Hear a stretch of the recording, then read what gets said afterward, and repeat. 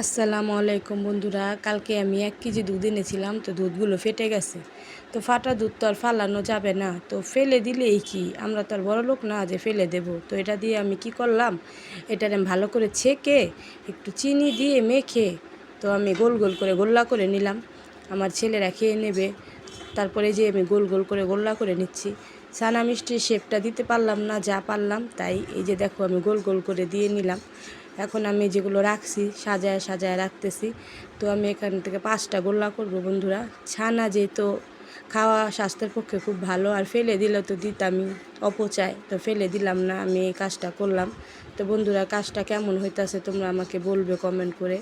তো দেখো, আমি যে ছানাগুলো দিয়ে গোল গোল গোল গোল করে শেপ করে নিচ্ছি। আমি 5টা গোল্লা করে নিচ্ছি বন্ধুরা। যেহেতু আমরা ঘরে 5 জন মানুষ, সেজন্য আমি 5টা গোল্লা করে নিচ্ছি।